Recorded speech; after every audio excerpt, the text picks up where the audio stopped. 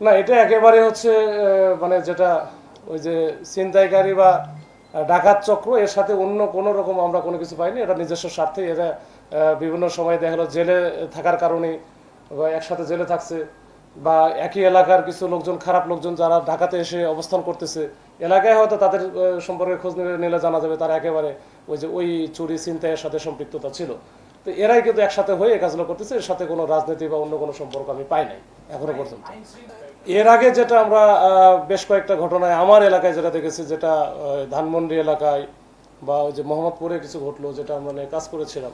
তো এগুলো নিয়ে যে আইন শৃঙ্খলা বাহিনীর সাবেক সদস্য যারা ছিল, বিভিন্ন সময়ে চাকরিচ্যুত হয়েছে, সে পুলিশ হতে পারে, র্যাব হতে পারে, বিজিবি, আর্মি, সবারই এরাই কিন্তু এর সাথে অনেকেই জড়িত আছে। তো এইটাতে আমরা এটা পাই না, এটা একটু ভিন্ন রকমের। এটা হচ্ছে এখানে এখনো পর্যন্ত এরকম কোনো কিছু আমরা পাই না। এটা জাস্ট এরা এই কাজে, এরা পেশায় এটা এদের।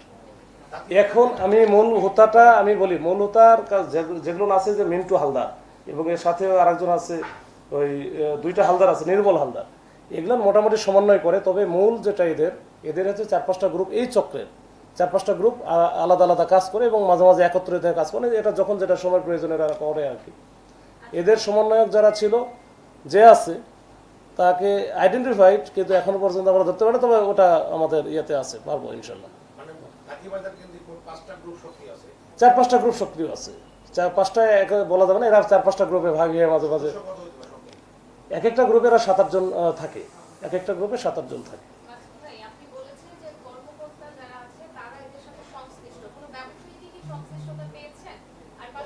কর্মচারী,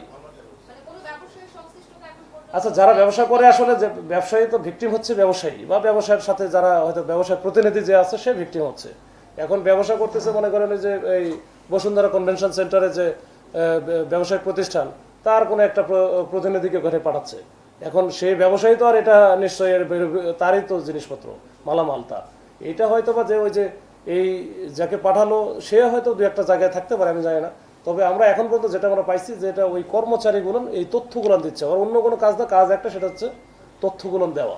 না, এরকম র্যাবের কর্মকর্তার সাথে এরকম বিভিন্নভাবে এই যে পোশাকগুলো আমাদের তো আসলে বিভিন্নভাবে সংগ্রহ করার সুযোগ আছে। পোশাক আপনিও বানাইতে পারবেন, এটা হচ্ছে যে আপনার টেলার্সে দিয়ে বানাতে পারবেন, এরকম একটা আসলে কিছু কাছাকাছি হয়তো বা একেবারে আমরা যেটা যেভাবে করতেছি ঠিক সেইভাবে না, কাছাকাছি। মানে আপনি দেখলে তো আসলে বুঝবেন না, বাইরে থেকে আপনার সিভিল লোকজন তো আসলে বুঝবে না। এখন আমার এখানে রিবন আছে, রিবনে কোনটা কি আছে এটা তো হয়তো আমি বুঝবো, কিন্তু আপনারা কিন্তু ওইভাবে বুঝবেন না। ওটা মোটামুটি এটা নিয়ে কাজ করতেছে।